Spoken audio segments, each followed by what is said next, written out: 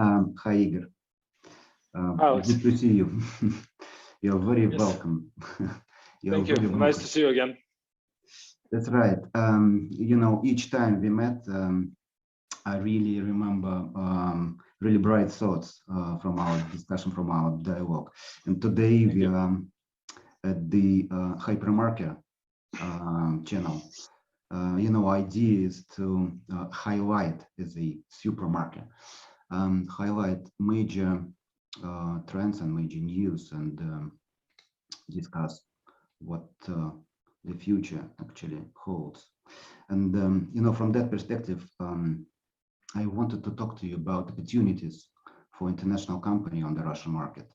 And I think that this is really ideal moment for us to talk about it, because from one hand, you are still a newcomer to the market. Yes. But at the same time, if I'm not mistaken, a year and a half you opened your first store, nearly. So I presume you're quite informed already and quite experienced. So having that in mind, what do you think today is, or probably are, the most important competitive advantages of international company on the Russian market? Why you are strong as a competitor, you think? Yeah, I think if you go back, you're right. We started with our first store like a year and a half, so last year in June.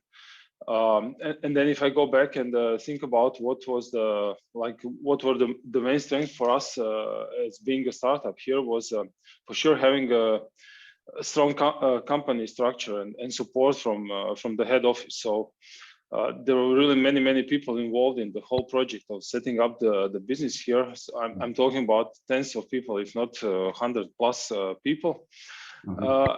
And then also, yeah, all of them being participants in the project, because we are talking here on many aspects of the business. So starting from the whole setting up the office here, but then also setting up all the logistics, investigating the market from the marketing, sales and marketing perspective, also talking about the online part of the business, talking about the retail, physical stores development, etc. So really many people that participated in the whole project, and then that for sure gives you in a way security and a stable environment in which you can really be focused only on making the story successful. If you then go further, then I also believe that the coming from having a Scandinavian roots as a company, I think that creates also and gives us additional value, because we have established company culture. So it's not something we need to build from the scratch. Of course, we needed to build it from the scratch here in Russia, but in principle, it is already built for 40 years. So it was in a way easier to bring that already established routines, already established way of works to Russia. And then maybe if you talk about direct comparison with I would maybe be focused more on the Eastern European markets compared to the companies. It is about the management style, I would say, first and foremost, that creates a culture of involving of the people, giving people opportunity to make the decisions, to stand behind the decisions, and then to execute according to them. So I think that ownership of the decisions that we are giving to the people, and that is given to me as well. Of course, I think that's one of the most strongest points establishing the business in the foreign countries. Then of course, sorry. No, just come on, just continue, please. Yeah, I got some questions already, but I will put them on. Then of course, if you talk about the company like JYSK, we opened up now. We are present in more than 50 countries, and among that we are working on 27 own operated countries. That what means that we established 27 different markets, and then that experience also brings a huge benefit to us locally here, because the guys and girls involved from the head office in Denmark were part of all the similar projects in the past. So you have kind of a developed wheel and the way of work. So it's maybe wrong to say you just need to jump in and take it from there, but there is a frame of work that allows us to use all the benefits of the experience we faced in the past. Yes, so we had the benefit of not doing the same mistakes, so we managed to learn from them, of course, and then to run the process here locally. Of course, also one additional point that I think it's also a huge advantage is if you talk about this presence in this many countries, that allows you this cross countries best practice experience sharing, things that the girls and guys across the board, across the Europe are trying, experimenting with different things, and then you can literally pick and choose the things that you believe it will work in Russia. They are already developed and a well done concept, and you need to lose really relatively low number of hours in developing, and as we would like to say, creating the bicycle, because it's already created. So majority of things you can just take and run what you believe it will work in the specific market.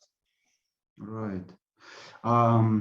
You know, sounds like a really huge menu of solutions that already developed across the world, and you simply pick up the best and implement here. Wow, that's an obvious advantage. That's right. Yes, we have now example. The colleagues that will open the Turkey, because the Turkey is now the next market we plan to open in a year and a half. They already contacted me. We are already in discussions like, okay, what's now the freshest best practices and experiences. So we already now started to share that, and they already now started to prepare and see what they can use from experience in Russia. Of course, the market is different and completely different, but that doesn't matter. Just pure establishing a process of the company in the market, that's more or less the same. That's right. So you mean even the process of initial company foundation and well, business development. So the process of starting itself is a kind of experience that you can share, and you probably got some advices from yes, for sure. Yes, for sure. And then, of course, you're always talking about differences like what was happening 15 years ago. And then, of course, the most obvious one is if you talk about the digital and online. So, of course, you cannot just take what we did 15 years ago. But now making an adjustment, then moving on, the colleagues will be, as I said, be able to even more smooth process of establishing the new countries. So I think that's the great benefit of having the multinational company background. That's right. That's right.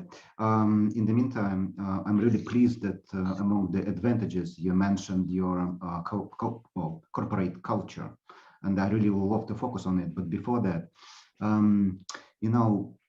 Well, still modern retail in Russia has a kind of 20-25 years history, and years ago international companies when they entered the market, it seems to me that they got much more, I'll say even more well, competitive advantages in terms of financing, in terms of marketing, in terms of technologies, and even store forms developed.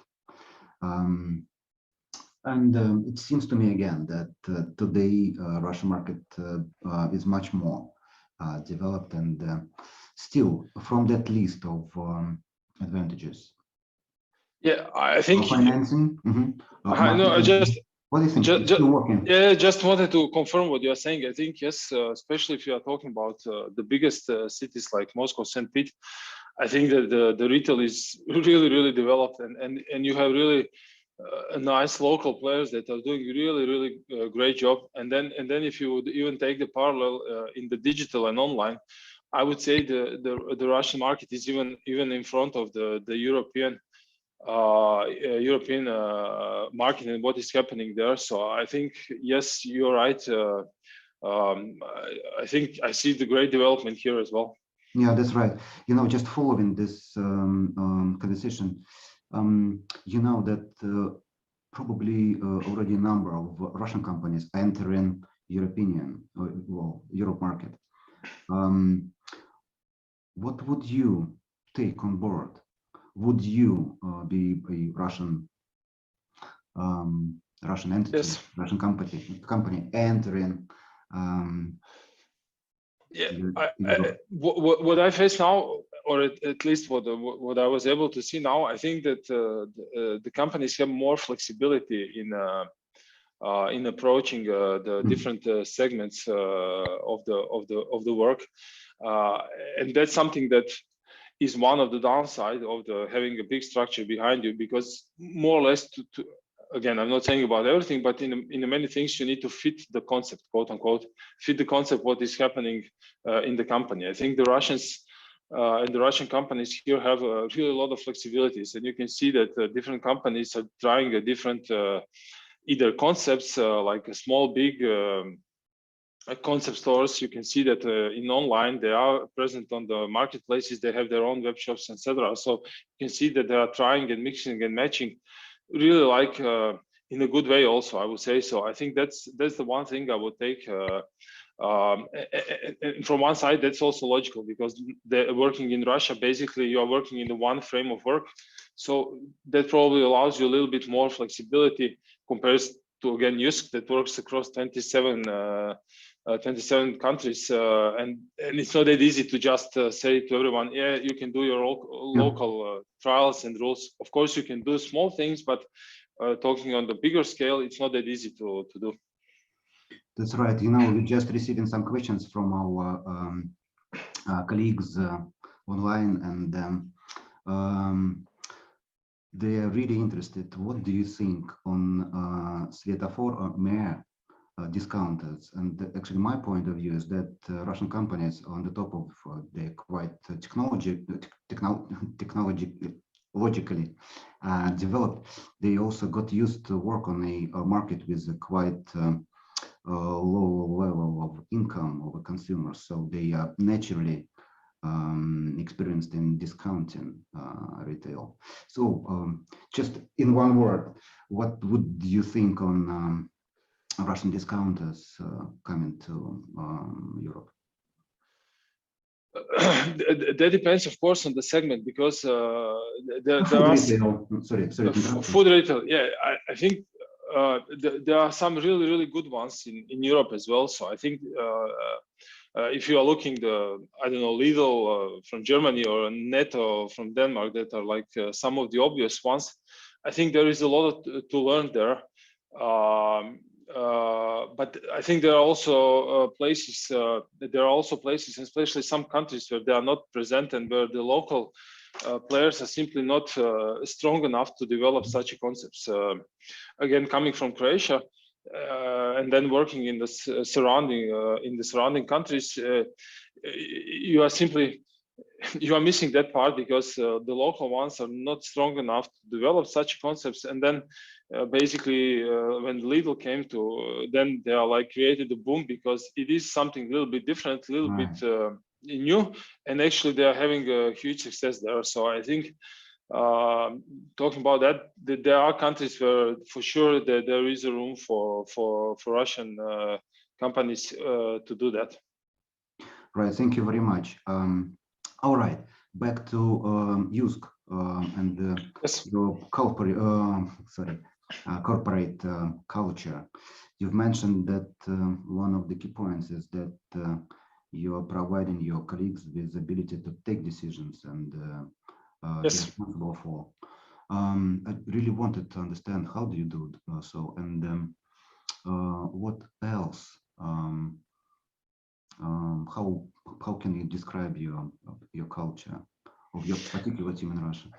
Yes, if you touch the first point in regards to involvement, and we believe, as I said, in the ownership, and we believe that having a competent people locally brings a huge value to the business. So we don't want, of course, there are some decisions that needs to be done in Denmark, but that's more, as I said, talking about the concepts and etc. But then we also believe that giving the ownership to the local management and the local teams it creates a much better commitment and within the team, and that of course in a big way motivates people, that they can see that they are part of the decision-making process, that the proposals and that they are bringing to the table are accepted, that something that is accepted, then we can then test it and see how it works in reality, and that brings a really great engagement from the teams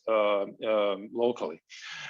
And then if you talk about the corporate culture, we split somehow them in three areas without any particular order, but we always talk about having a corporate spirit. So we're talking about importance of having engaged and motivated people working within the company that provides a good working place for all of us. We are talking about always about being about the colleague, as being good colleague to everyone that you work with. So meaning that we respect, we have a mutual respect to each other. As I said, involving each other and trust to each other on during the work. And then again, last but not the least is the tradesman part. So we never want to forget the tradesman part of our values, because that's the core and the essence of what we are doing. So being a good tradesman not only within the retail but also within the other aspects of the work. So meaning that everyone can be a good tradesman. Yes, the people in the stores are good tradesmen in a way that they will be a good providing a good service to the employees, but then there are people in the purchasing department, for example, who needs to be good tradesmen in order to make best possible deal for most favorable conditions for us, etc. So there is a room for being a good tradesman in every department. So it's not only focused purely and exclusively for the retail. Commerce. That's right. Let me try to find the limits for the say making or taking decisions by your team. Just for example, Yes. considering the assortment, Yes. how the process works, who decide on which items or even categories to be sold? They are part of assortment that are global, so that there is a part of assortment that we will globally simply that will go hand in hand with what we are providing, and that goes along with our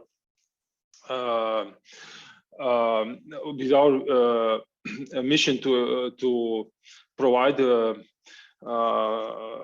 everyone within with the products within the sleeping and living category of products that will support that. So meaning that certain things are in a way not to discuss, because we are bringing Scandinavian touch and Scandinavian way of life. So those are the things that we will usually not discuss.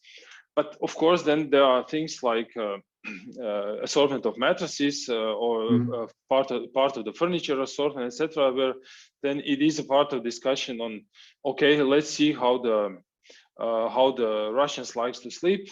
Okay, let's see what is the way how the Scandinavians are doing, and then let's try to find what will fit perfectly to match both positions on the market. So from local producers, you mean, right? It can be both, because the range, if you go to Denmark, the range of products is a little bit, for example, bigger than it is here, because here we pick and choose the products that we believe that will fit here. Then in regards to the local producers, yes, the mattresses are the good example, as they are produced locally, where then we will together with the Danish colleagues try to figure out what is the best possible as I said, assortment mix for the Russian market. Right, that's right. Can we please touch strategic issues? And in particular, I just wanted to ask, what's your answer to, as I mentioned already, to quite low and probably even decreasing level of disposable income of consumers? What do you offer? Yeah, to be successful in that specific. Yes. Yeah. First of all, for us, it's relatively hard to compare because we are new, so we don't know what was happening 3 years ago, so we cannot compare our figures like to like with the previous years. So it is hard to say. Which is probably good. Yeah, we have what we have. What is actually our reality in the last year and a half, having all the COVID things around, etc. So it is relatively hard. But of course, what I think it helps us. I really believe we are good, and we believe we are good value for money a chain where people can find nice products on the good quality level, but also in some mid range of prices. So we are not trying to get too high, because that once you do that, then you of course narrowing down your market and the options. So I think having this good balance between the quality and price and design and the inspirational part of the assortment, I think helps a lot. And talking about talking just also a little bit about the strategic on how to get to Russia. Russia is, I think, one of also the rare countries where we actually entered first to Moscow, to capital city. Because usually we were in the majority of countries, we were growing from the little bit outside, and then we were going to the capital. In Russia, we estimated based on some research and analysis that the best way of building the brand awareness is to go from Moscow and then to go a little bit outside, or not only a little bit in the future, also far from Moscow, but outside as well. So yeah, that's also one of the, let's say, a little bit different points compared to the other markets or majority of markets so far. That's right. That's right. May I ask you some figures? How many stores you have today, and if you can share plan for, say, years? Yeah, sure. We have now 9 stores that are up and running. We have store number 10 that will be ready December 2nd in Mytish and Krasny Kit. Yes. Yeah, very good. And then I'm here having, thank you. And then now I'm looking. We should, because my plan is here, so we should have like 6, 7, 8 more stores by the end of the March, let's say next year. So maybe by the end of next calendar year, we would like to be maybe 25, 30 stores. We are quite optimistic, and we would like to expand further. So yeah, wow, that's one of the primary goals for us here.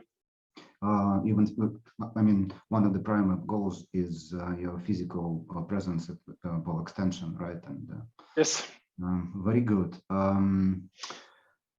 With regards to assortment, you've said that in Russia you present a little bit shorter or smaller range than in Denmark or probably other countries. Let us talk a little bit on the store concept, which fits particular to the range you offer here. What range and what services, and what can you outline the concept? Most promising concept probably you're going to change it. Yeah, just one point in regards to assortment. We are maybe a little bit behind Denmark, but we are somewhere on the level of the other Central European countries. I would say that's plus minus maybe 3, 4, 5% in assortment, but more or less that's not far away. Yeah, the concept that we are running and that we strongly believe it will work also in the future is, in a way, small store concept within the industry, because of course, comparing us with the fashion industry, then of course our stores are big stores, but comparing us with the other furniture, home products, we are relatively small, and we believe that that's actually one of the big competitive advantages that we have. Building up the network of smaller stores, being present and available and convenient shopping for the customers, because I believe that the convenience will play a huge role in the future. So meaning that you are store next door, you are store where anyone can pop in and pop out, like within a few minutes, browse around the store, take what he needs, and then go out, and then get in again in 10 days if he forgot to buy something. So it's not, so we are not a huge store where you need to, in a way, plan to get to us and then spend the day to see everything what we are selling, etc. And I think that convenience actually creates a big advantage to us. So actually, I can hear that you are, well, you can see the frequency of visits as a advantage compared to bigger formats. Is it right? Yeah. But, yes. Yes.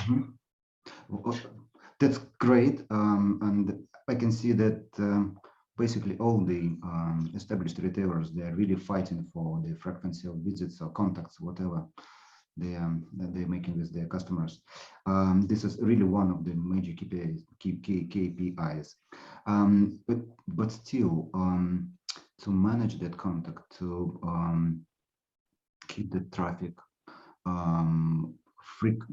frequent visits, you supposed to offer something that people need frequently. Yes, but yeah, that's true. Of course, we are not even close to the level of the food, because food is the separate story. But also, if you see the trends in Europe, in a way, it is going a little bit away from the big boxes, huge big boxes, and it is starting to be more and more convenient shopping stores nearby.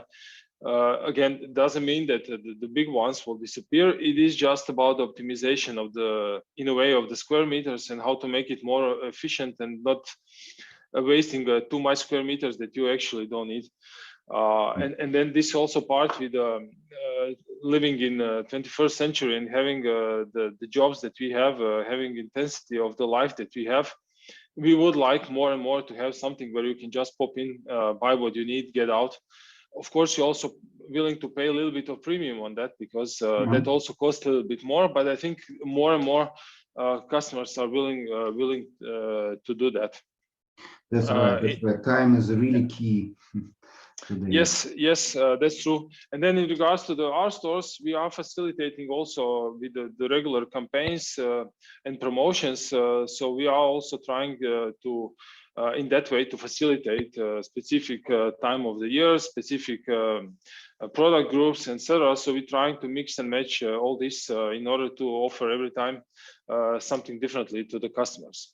And also, I think we are relatively dynamic within our industry in the way how we change the range of the products. I think for the industry, we are relatively in the upper level with in regards to how much of the assortment we change during the year and in what percentage are we doing that.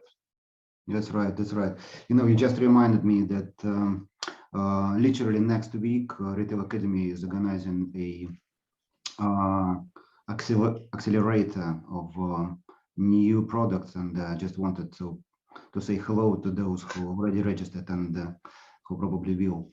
And at the same time, the discussion of key components of a new store will be right in the middle of discussion of next year's Magazine Forever Forum of PPCG, where you will deliver your keynote. So thank you again for that.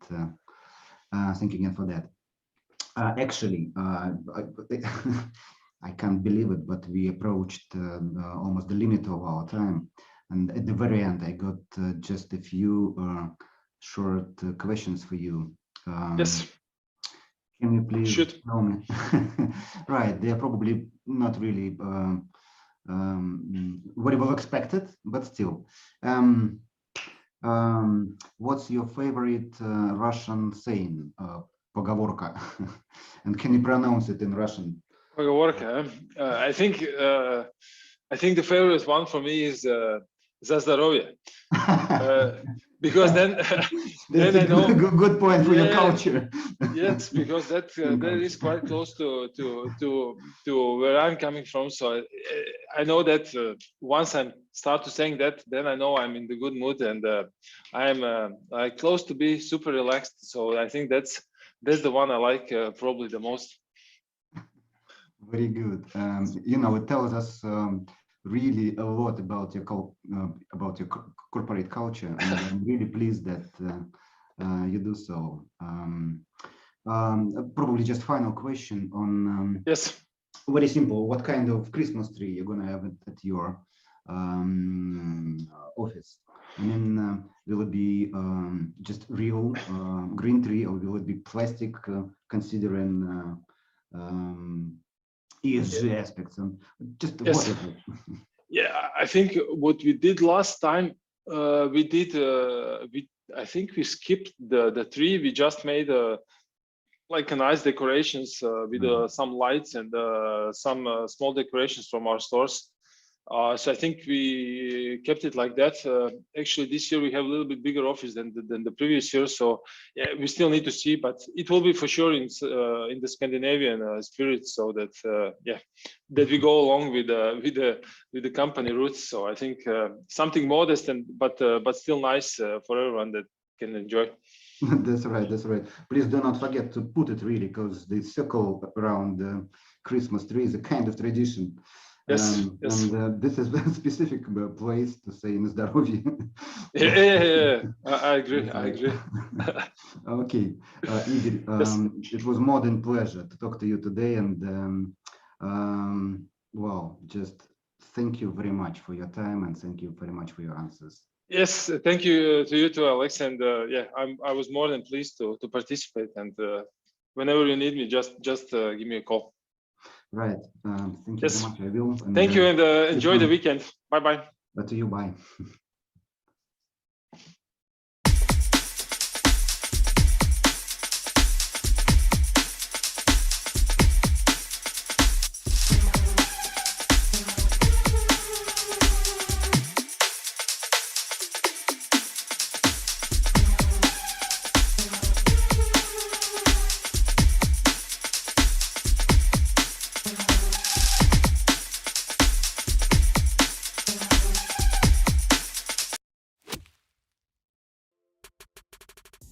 Во время прилива, так сказать, поднимает все лодку, да, во время отлива видно, кто без плавок, да. Есть такое предложение поговорить просто как за чашкой кофе. Должна быть какая-то интерфейсная революция, которая позволит упростить этот выбор. Аптечный рынок – это Красный океан. Любого. И жаловаться, да, бесконечно, да, тот же вопрос, как ты из этого выплывешь, да, и выплывешь ли. Что хорошо делает очень лайвстриминг, он создает вот это ощущение, что здесь и сейчас. Что произошло? Произошло то, что за весну очень сильно выросло все сырье. С точки зрения традиционного дивидендного бизнеса, конечно, Россия не является образцом. Все гораздо прозрачней, есть возможность управлять этим очень на детальном уровне. Вот он кладет трубку и думает: господи, вот какая компания классная, все там есть, игрушки, одежда, вообще супер.